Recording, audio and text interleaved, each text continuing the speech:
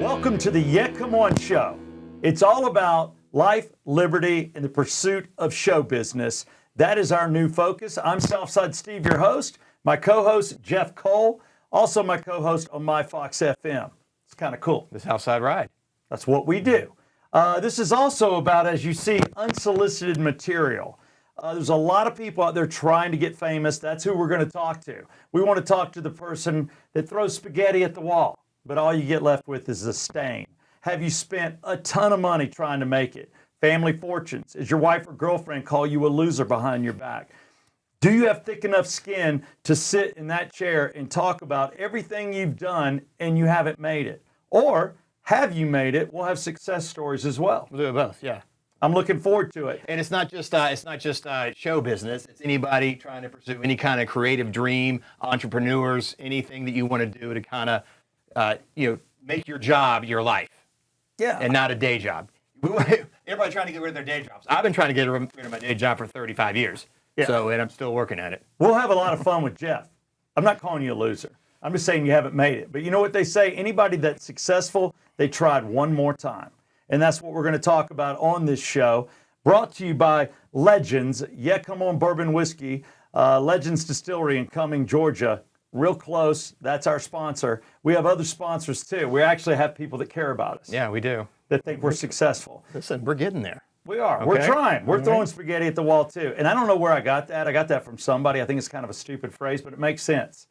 Well, in my case, I've pretty much thrown the entire Olive Garden at the wall and nothing stuck until I got to the Southside Ride.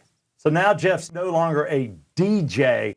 He's an air personality. So you went from talking about 4 minutes an hour to now 40 minutes an hour. Right, about the same 4 rock songs. Yeah, so we don't intro music anymore. We will play music, but hey, that's something we do in radio. This is going to be different. We want to see where this takes us. We look forward to talking to people. And the very first show, to kick it off, I couldn't think of a better person. A person that I haven't seen in 16, he just told me 18 years face to face. We did a lot together. Love him. I think he loves me. We went through it. We had trials and tribulations. We were never prepared, but we were successful because we were entertaining. We'll talk to that person now. Tim Rhodes, come on out, brother. Wait, am I a loser or successful? I'm not sure which one I am right now. No, you are. Where am I? You are successful. I would say for what you've done in your life, you come from a show business family, but with you, you had the ultimate gig in New York. And then you came to Georgia and you decided to take a pay cut and do radio. So we'll go where you want to go and talk about what happened with you. But I would say at one point in time, you had everybody's dream job and you were making a ton of money. Well, I'd rather talk about the breakup. We'll get to the breakup. You sure? Yeah. We got. Should we start with the breakup? No. This is life, liberty, and the pursuit of show business, and that's kind of what. But happiness. There's happiness in there somewhere, isn't there? There was happiness. We went on the road together. We went to the Bahamas. We were in Reno and hit 7 different resorts and watched people snow ski, and we weren't allowed to. Do you know that Steve? I don't know. I know we're going all over the place, but Steve helped me write a proposal to ask a girl to marry me on the radio. I did. On Valentine's Day because I wasn't prepared. Did you mention something about us never being prepared? We were never prepared. And I'm an Eagle Scout, but when he and I did radio, it was seat of the pants, but it was golden. We didn't have a producer. We paid people to work for us, cash, that basically became our whipping boys. I want to get to that story, but no, I always wanted to get in radio. My dad owned nightclubs. I was a DJ. And so one thing led to another, and I ended up in the strip club business. And at the time, we were making a fortune. So I went to New York City. I was making $2,000-3,000 a night. I know. That's good money. Scores. And you used to say that like Howard Stern would come in there and other things, and you're DJing at Scores in New York, and you would fly up every week, be there, 3 days, and then fly home? I did. I'd fly up Tuesday and then come back Friday. And at the time, the Gambino family ran that whole thing. Should we go there with the mafia? Well, that's why Rhodes had to leave. Yeah, I'm not allowed back in New York, I don't think, at this point. Because of the Gambinos? We had to pay them off. The first Christmas is a true story. It is so true. I lived in Georgia. I didn't know anything about Gambinos mafia or New York or whatever. So I go there, and at Christmas, my boss goes, "Hey, I want you to do something for this guy." I go, what? He goes, I want you to buy him a big TV.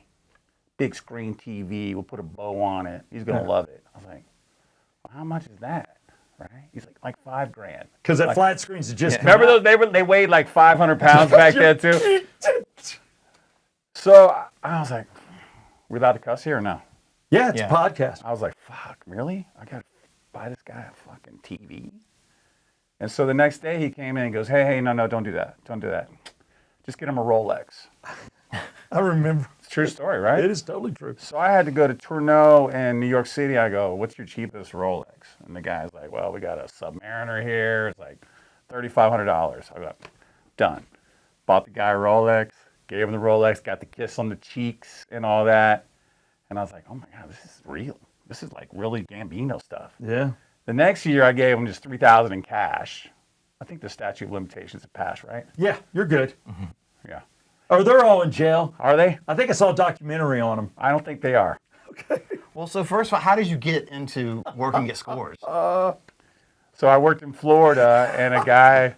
At a strip club? Yeah. You were DJing at a strip club in Florida. I DJed. He's got skills. You know what? He is good at Well, to go back, I was DJing at a regular nightclub, and this lady came in and said, had you ever worked at a strip club? And I was like, no. And she goes, well, my husband runs this place called Tootsie's, and I think you'd be great, and they're making a fortune. This is like 85. So I went and talked to the guy, got the job, and so I started there, ended up, getting a couple more jobs. And Did so you have the mullet then? Yeah, I think so. He had a great Oh, mullet. yeah, I you did. post pictures all the time. Rhodes mullet. If you follow Tim Rhodes, how do they follow you? I don't know. At Tim Rhodes? Yeah, somewhere. Somebody put it together for him. It's either his daughter or his girlfriend. We'll find out. But he is this high, and it was this long. It was a mullet. It was great. And you and your sister had the same hairstyle. Yeah, we did. Yeah, I left that mullet way too long, like into the 90s, I think, when it was way past its time. But going back, anyway, so this guy was a manager at this club, and he ended up getting a job in New York, and he called me and said, hey, these DJs are making a fortune. And at the time, the DJ had to pay $5 a girl to work there. You had to pay to work there. And so we were running 100 girls a night. DJ would have to pay $500 out of his pocket into some Gambino guy's hand, probably. Yeah. And I was like, he goes, but the guy's still walking around with a couple grand a night. I'm like, at the time, my wife was pregnant, and I was like, I'll do it. Mm-hmm. Flew to New York, got the gig, and ended up doing that for a while. But it came up the other day. I'm at a baseball field, and somebody was asking about you, and they were talking about it. I said, no, Rhodes had it worked out. He met a limo guy, and he said, look, I'll send you a ton of business, at the strip club and get you all the big spenders. And this dude allowed you to live at his house. So the limo would pick Rhodes up at the airport, take him to his apartment. Tim would live there rent-free for 3 days, and then he'd limo him back. But Tim sent him a ton of business. And it was the perfect thing. But you wanted to get into radio? yeah, so what happened, Mayor Giuliani at the time was trying to clean up Times Square. So he was trying to shut down all those porn places. It's So like in the we- late 90s, mid Yeah. 90s? Well, it's like Staying Alive, when you see that movie, or Saturday Night Fever, Times Square, and now. Yeah. And he was in the middle of that. And it is cleaned up now. So Hello, Disney. those strip clubs fell within those parameters, so they started shutting them down. And so at the time, our club got shut down for a while, and I was like, I don't know what I'm going to do. A friend of mine DJ'd at WRFX in Charlotte, North Carolina, and said, why don't you come drive down one Saturday afternoon, you can sit with me and shadow me a little bit, and then we'll put you on the air. I was like, really?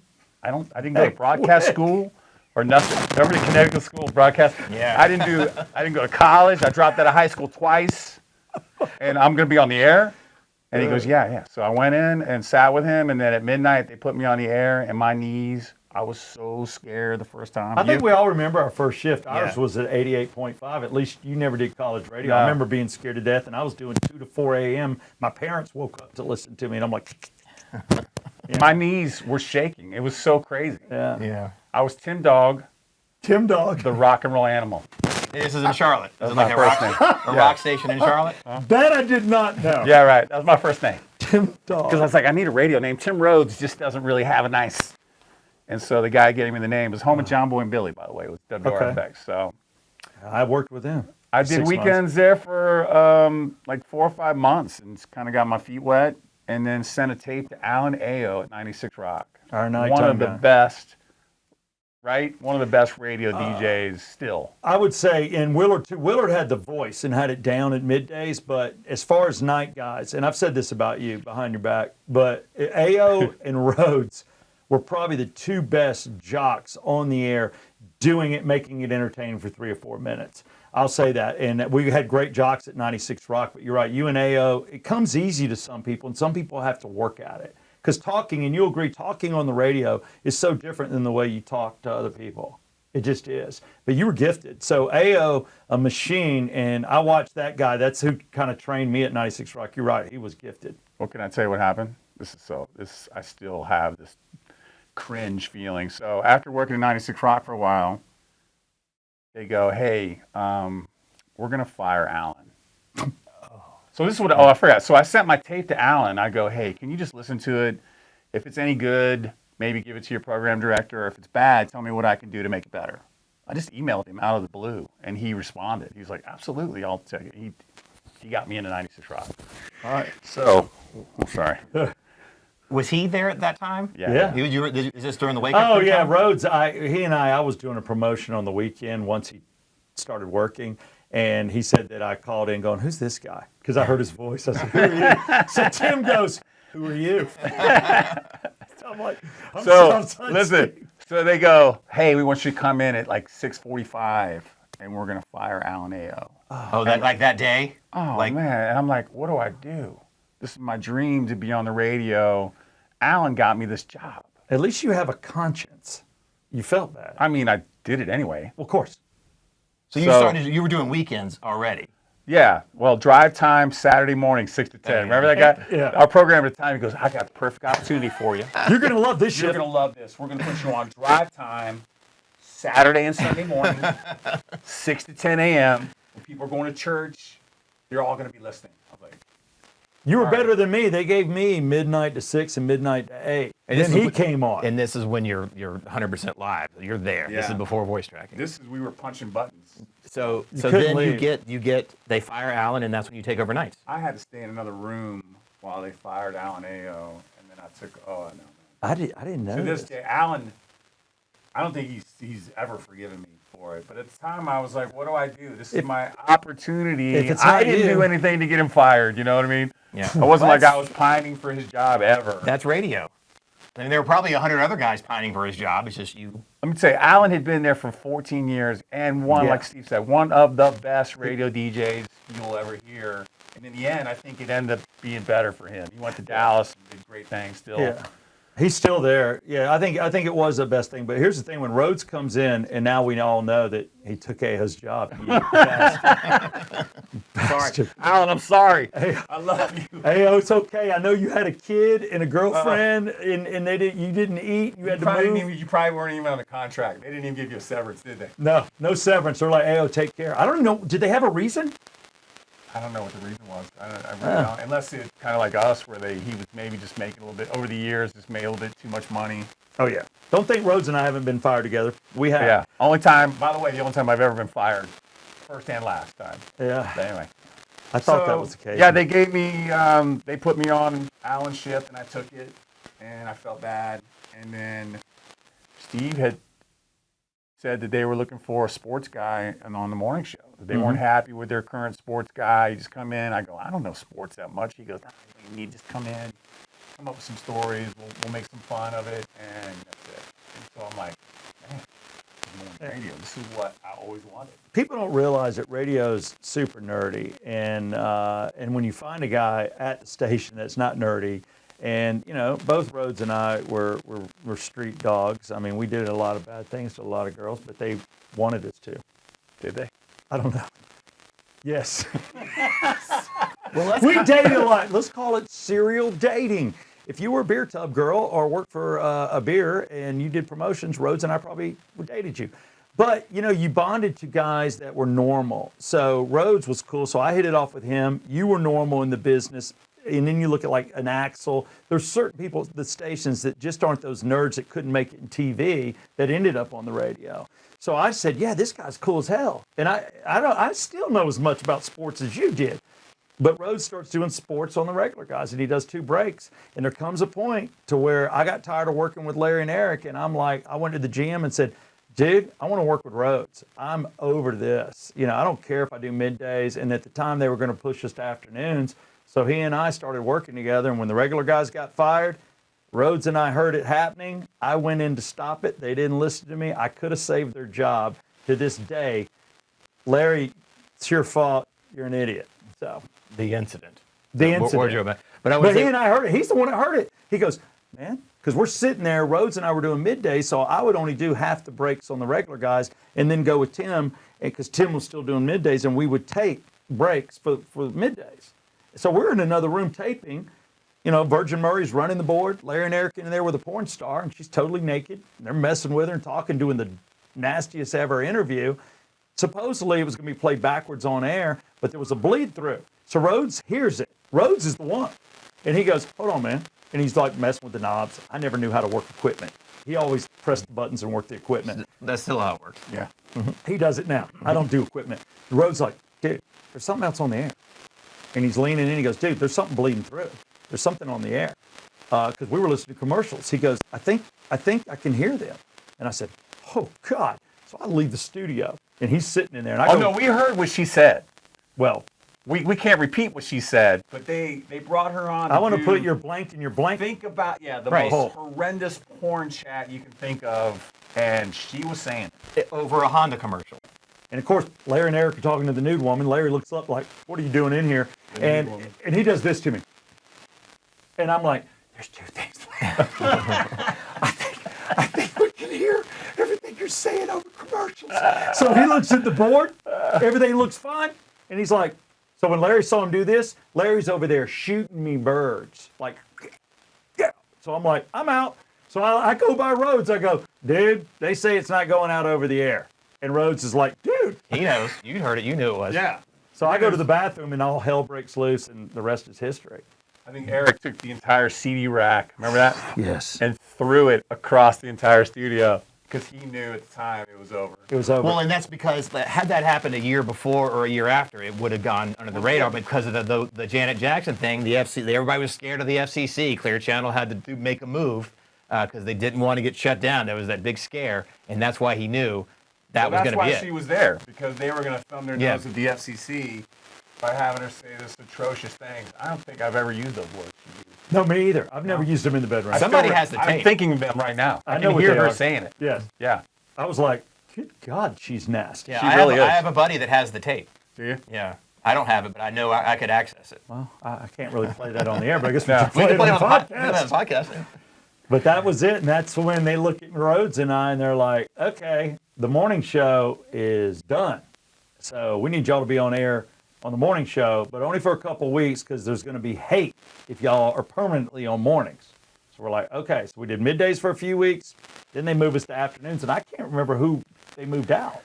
They fired somebody else because of that. Rude, I think. No, it wasn't Rude. It Rude was was two already dudes. gone. Oh, no, it was... Oh, Dick and Justice. Yes.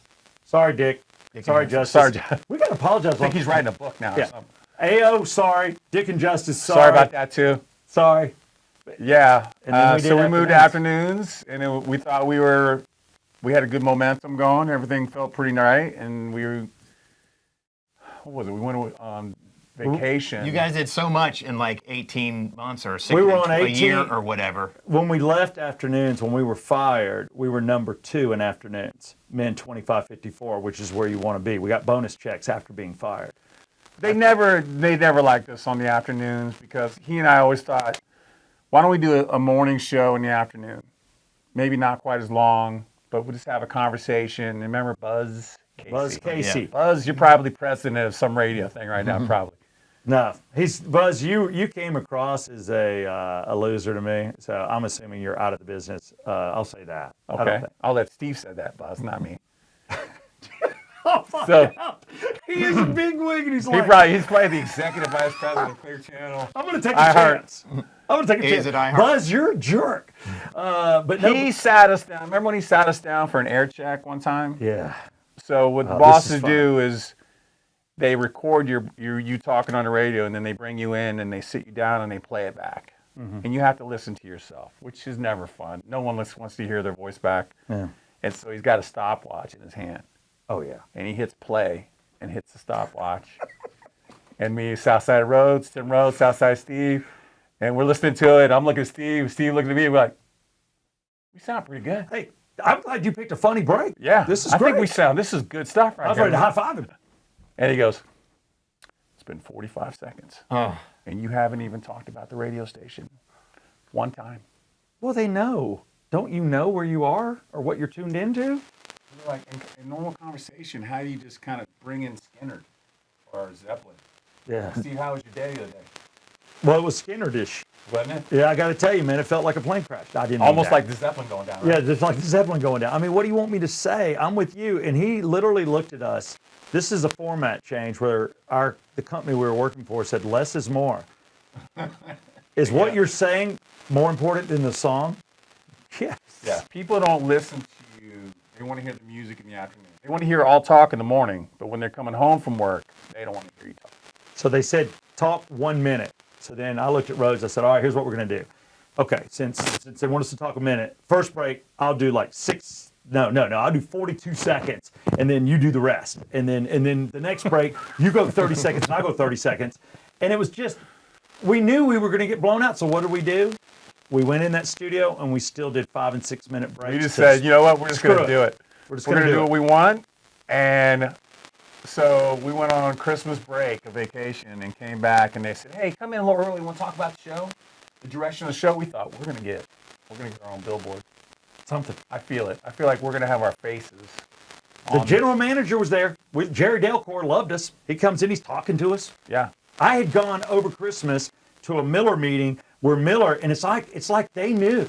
I don't think I ever told you this. I'm sitting in the Miller Lite meeting, and Miller's going to spend, and I know they don't do this now, they were going to spend $580,000 on our station for the year, but they wanted me to be the Miller guy. Really? And that would have been a good endorsement. And he literally, Jerry Delcourt's there, Buzz, the promotions people. I'm sitting there. It's December like 21st. So I went in. I'm like, all right, it's Christmas break, but what the hell? I'll do the right thing. We're on vacation. And I'm sitting there, and then the guy, Doug Phelps, who I love dearly, with Miller, he goes, now hold on now. If Southside isn't a part of this, if he's not on your station, we're not doing this by. And I'm like, why would he say that? I said, well, of course I'm. Why wouldn't I be? Southside and Rhodes, of course I'm on the station. This is a no-brainer. I'm like, Jerry, man, $500,000. Woo! and then that didn't matter. And the first. So we go in this office. It's and January 3rd, 2006. We go, hey, look, the HR lady's here. What are you doing here? You got some ideas for the show, perhaps, Miss Kim? Hey, and I'd never been fired before. Ever. Me either. It's my first time. And we sat down, and Steve looked at me and goes, this is not good. I go, why? The HR lady, she likes her. She's a fan, I think. He's still right-siding it. I'm still not putting it together. Then Jerry Delcourt comes in. I'm like, oh, Jerry, what are you I'm in not here putting for? it together. We're about to get fired. And he's like, there you go. Well, we're going in a different direction. We've decided to make a change. Is the way it started. Man, we were in shock. I signed the paperwork. Like, in hindsight, I wish I would have waited and to have my lawyer look it over or something for wrongful termination, because we got a check 2 weeks later For bonus. for our ratings, because we were like number 1 or 2, Number with two. men, 25, 54. And I was shocked. I was too. People were digging what we were doing. And here's the thing, our first program director, Jeff, and I'll just say Jeff, he was cool. Then they let him go. He and I did not have a program director for 4 to 5 months. That's when we did Bitch Slap Trivia, Bubble Wrap Kevin, Alfred. We had Alfred in there too. We had all these stunts and everything we did. We were doing 5 and 6 and 7 breaks. My jaw still pops from Patrick Kearney and Bitch Slap Trivia. He nailed me. And we had Rocker in there throwing a baseball as hard as he could. It hit the sheetrock. It landed in the sheetrock. Still to this day, it still made me there. Yeah, to this day, he threw a 95-mile-an-hour fastball down the hallway. Could have killed our producer. so, and the Bitch Slap Trivia was like one of our best things. We played booger baseball on the air. And then we did my sex stories. Yeah. So we were doing sex stories and anything and everything. And we were also supporting the station, doing everything a morning show would do. So we got to go on the cruise. We got to go to the Bahamas. We got to go to Reno. So we were doing all the fun stunts because there was no morning show. We had Bob and Tom on, and we were killing it. But then we had no program director, literally. And then Buzz Casey comes in, This guy was maybe for 4 months our program director, and he's the one that started shutting us down. Then I find out our first program director is having a sex change. He's a girl now. I didn't know this. Yeah, he Are you kidding transitioned. me? He transitioned. This is years before Caitlyn Jenner, too. I've had him on the air since. Man, I'm gonna need a second. Jeff is Jeffrey. There's no lady name? Jaina? God. Jajana? I don't know. I loved him. He was a great Her. guy. Her now. And he she loves being a woman. He was one of the only ones that gave me a good air check. Like we were talking about Buzz Casey doing it. I did a break. Of course, during all this, we were carrying the Braves, Yeah. which no one really liked in terms of us. Like it didn't make sense. But I did an interview with George Thorogood, and we talked about Hank Aaron and the Braves. I played a little clip of it in an air check with Buzz Casey. He's like, "What's this have to do with anything?" It's the Yeah. Braves. It's George Thorogood. What are you talking about? It's right. It's a home run. That pretty much sums up Buzz Casey. in a He's like, nutshell, "What are you doesn't it? doing?" I was like, Why don't you just bash him? I don't think he's anybody important. You're just gonna stay clean? He kept failing up, and I'm just staying out of this because he could be somebody right now. He could be. Who knows, Buzz? This I is don't all know. about the life of liberty and what else? It's life, liberty, and the pursuit of show business, and that's what we were doing. Right now, I just want to thank a couple of sponsors because God knows we need them. I need money. We all need money. You got 2 kids now. I do. Since the last time I saw you. I got married Yeah. since the last time I saw you. It's been 18 years, Steve. I know. You- 18 You were years. my best friend. I know. And you broke up with me like you did all your other girls. You know this, right?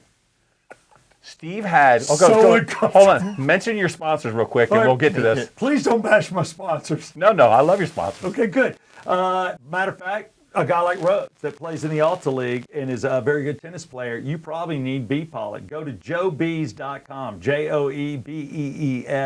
JOEBEES.com. It is the nutrition for a man. That's the ultimate vitamin.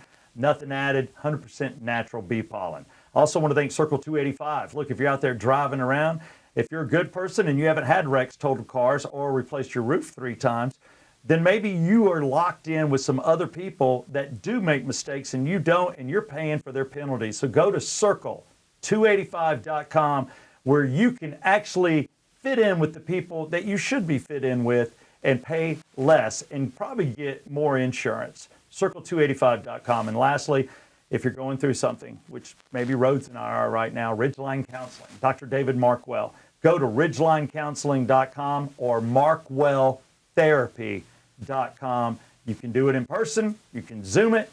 He'll talk to you over the phone. He's incredible. He helped me with marriage counseling. I need that. Can I get a discount? For Yes, you therapy can. stuff? Yes, Okay, you can. good. Mention my name. Mention the Yeah Come On Show podcast. He will give you a discount. He has 2 locations, Blue Ridge and Marietta, where you live. You're good at this. See, Miller had. This is why they put $500,000 into an endorsement deal for you, and Buzz Casey shut that all down. You know what he told me when we got fired? Here's the best line Rhodes ever said. We were in the room, and he goes, "Is there anything y'all want to say?" Because we left the PD room to go to the general manager room for the official firing, where the paperwork was waiting on us. Waiting, like pins. Each one of us had I even said, "Can I keep the pins?" You really did. Here's his line. So he goes, "Is there anything y'all want to say in closing?" And Rhodes goes, "Well, what if I just take this desk and flip it on you right now?" So he said it with an anger face, and I started laughing. Oh my God! Buzz did this, and he goes, Rhodes "Just kidding, I'm just kidding. And then I looked at him, I'm like, what about the Miller deal and all the endorsements we have and the money that was coming into the station? Who are you going to replace? And what did he us say? with? He goes, "We're not going to let the tail wag the dog." I can't believe you remember that, just like I do. I remember it because we've never been fired. Yeah. Now, since then, I've got fired again. I got to tell you, when you've worked for rock stations and you say bad things about 99X and their staff, like they're unattractive, they're a-holes, or this or that over the years, when they flip your station from rock back to 99X, you don't get to keep your job. He's been killed twice by alternative. Alternative music's format. killed me twice.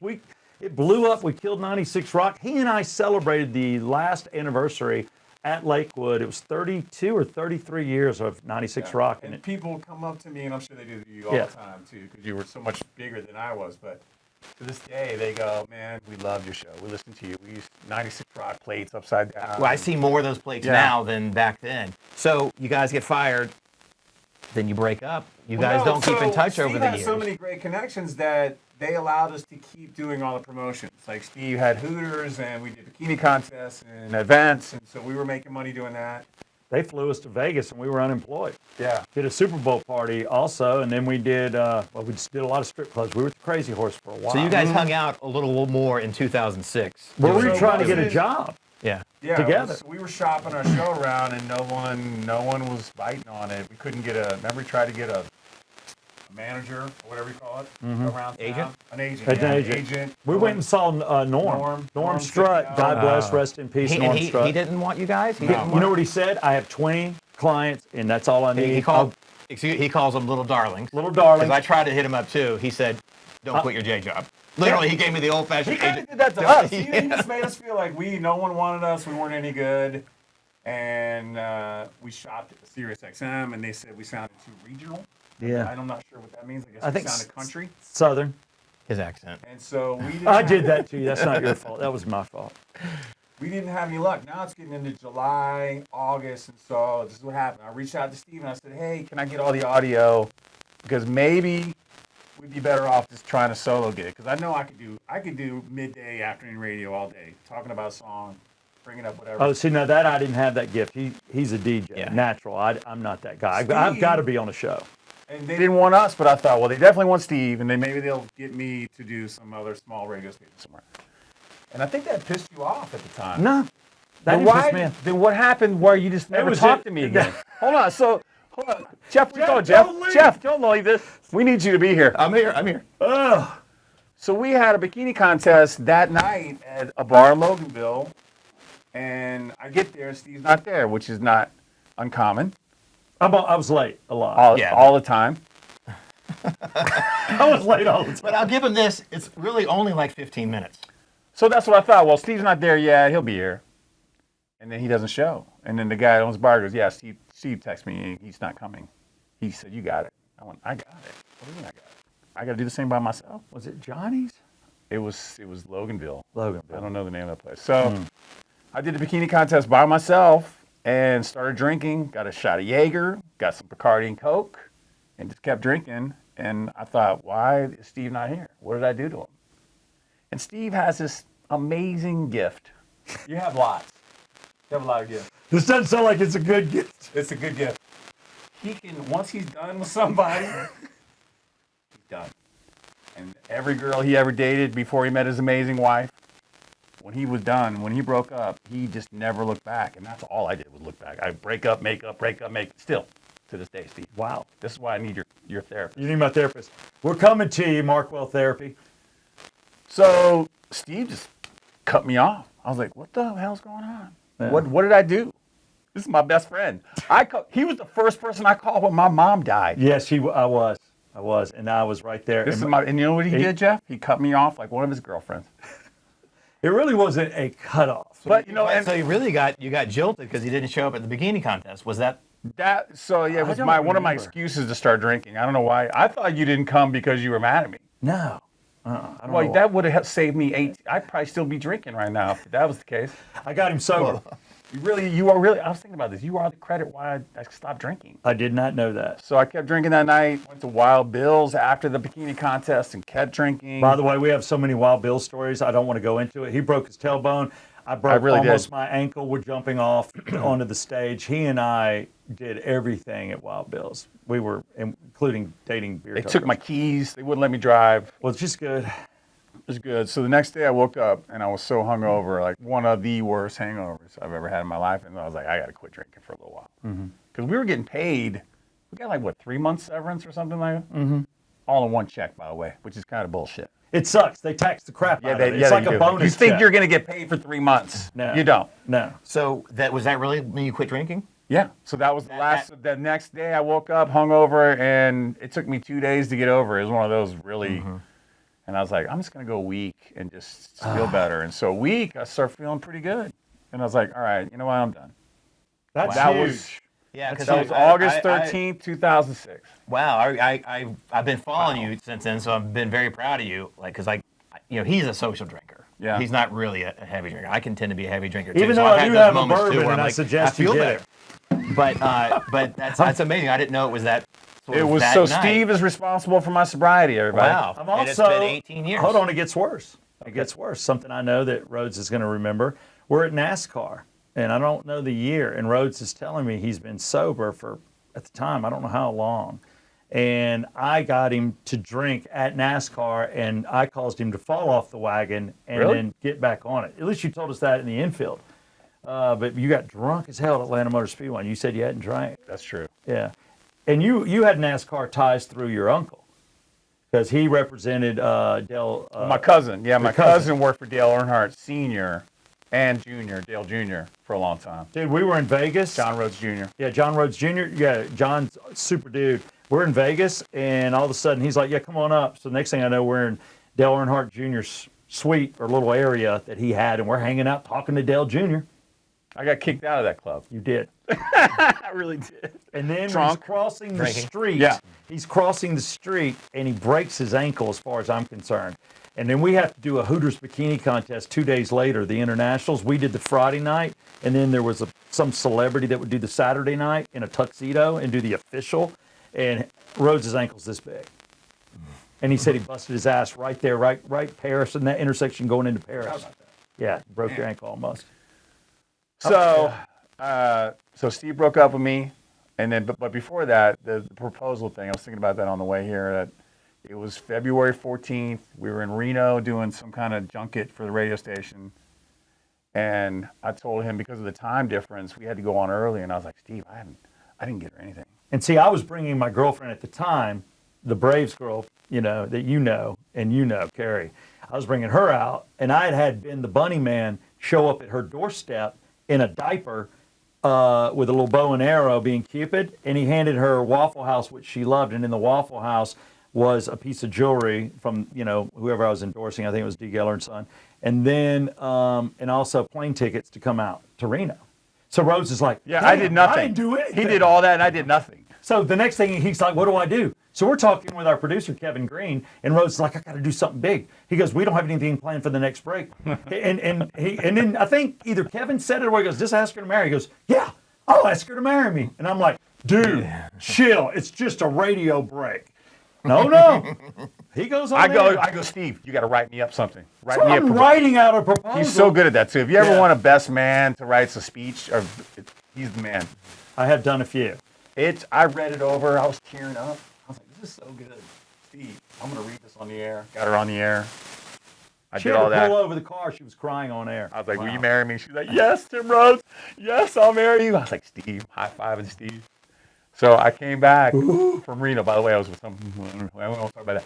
So the next day, I think we flew back, and I went to D. Geller and Son and got a ring. I made him get off the plane And go Sorry, right I stepped there. on Mike. I said, Tim, you got to get off the plane to go get her a diamond. And here's the other thing with Rhodes. You never know when you get back in Atlanta whether Rhodes is going to get off the plane or be escorted off the plane by authorities and handcuffed. I went to airport jail once. He did go to airport jail, flying back. Didn't know there was an airport jail. We were in the Bahamas, and all of a sudden they go, would Tim Rhodes please stay on the aircraft? And I'm like, well, what the hell, dude? So we're in the back. We weren't getting great seats. So I'm like, I'll sit here with you. Everybody leaves the aircraft, but he and I, here come the police. I'm like, what the hell have you done?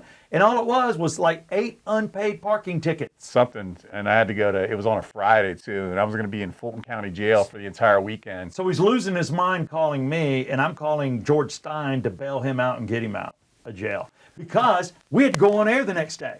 I had to get him out of jail to be on air. But anyway, so I took the ring. I had the ring. Had the And ring. it had a 30-day return policy. By the way, he had to act like he had the ring before, so that's why she couldn't meet him at the airport. So I had to call ahead. He had to haul ass from the airport, get to D. Geller and Son, get the ring, and then get home. Got the ring. And All because you didn't have a Valentine's Day. yes, That's all. this pretty much sums up my entire relationship history for my 59 years. And so it had a 30-day return policy. Thank God. And on the 30th day, I returned the ring, broke up with her, and then Steve broke up with me a little while after that.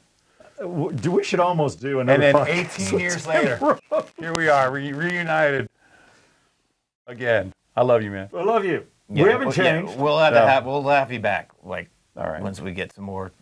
Yeah, because I know there's 100 more stories we could tell. Oh, there's more than you know. Yeah. There's the Bahamas story, which is great. There's the cruise ship.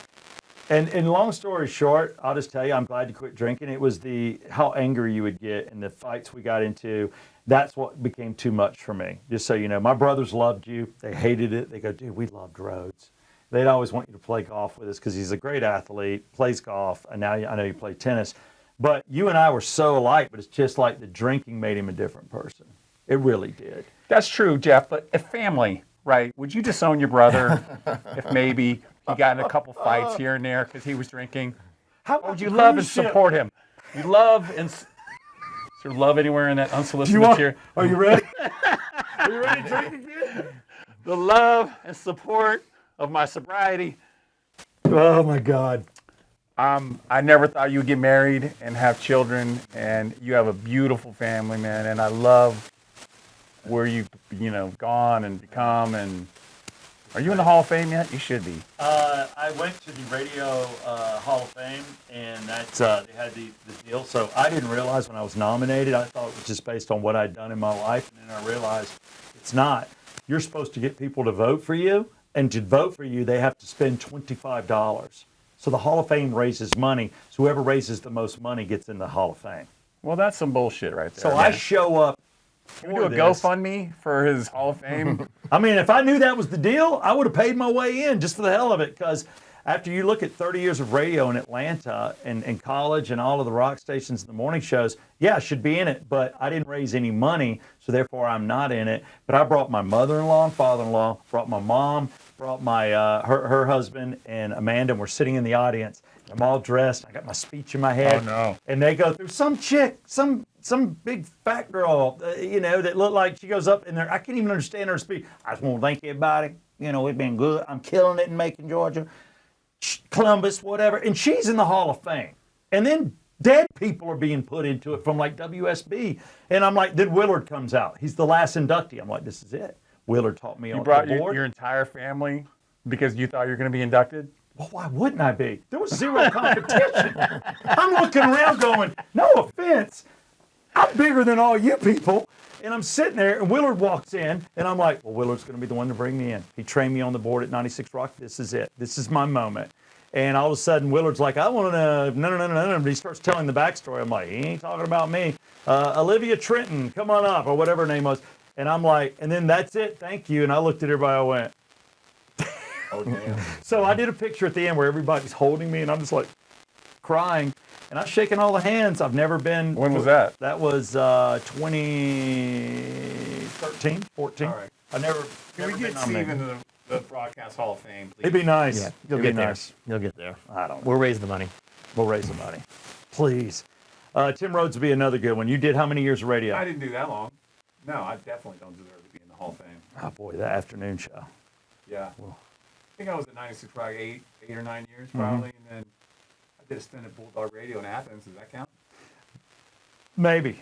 Does it count now that we're on My Fox FM? And I'll tell you, Kevin Steele at Star 94 said you were reaching out to him. He brought you up. Said that Tim Rhodes was reaching out to a lot of people back in the day trying to get in. And here's the thing. I'll tell you about this guy quickly because I know we're coming to the end of the Yeah Come On Show podcast, and this is our very first one, Life, Liberty, and the Pursuit of Show Business. This guy literally shows up at the radio station. He's either in this really sweet-looking Mercedes, or he's in a truck, or he's in this like Lincoln Navigator, or it was a Cadillac SUV. And I'm like, how many cars do you own? Because you were killing it. Then all of a sudden, radio doesn't pay that much compared to what you were making. Jeep Cherokee. And then all of a sudden, the cars start going away. Tim's like, yeah, I don't have that one anymore. Yeah, I don't have that one anymore. Yeah, that's good money. That's why I'm back in the strip club business now. Yeah. So at the Cheetah, and you know what? You also did some other things too, aren't you? Do you have a real estate license, or were you doing mortgages? I was doing mortgages for a while, and then I let my license Expire, and then COVID hit, and real estate blew up, and everybody made a ton of money, except me. That's what we're talking about. That's my story right there. There's another stain on the wall from the spaghetti. The spaghetti thing, yeah. You should end with the spaghetti thing one more time. Say, what was it again? A lot of people have thrown spaghetti at the wall, but all they get left with is a stain. A stain. I got the big one. Got lots of stains on the wall. Some of them are your own. Thanks. We'll have Tim back another time to talk about the time that he said he was sick, but he wasn't. But he had knocked his door down and was waiting on a door to be replaced and lied to us. Remember that one? I do remember that. I didn't think you remembered that. I do remember Okay, them all. Can we go now? He's got them all. Yeah. I want to thank Tim Rhodes for being on the very first ever new and improved Yeah Come On Show podcast. I'm Southside Steve. That's Jeff Cole. And of course, Tim Rhodes. Thanks, everybody.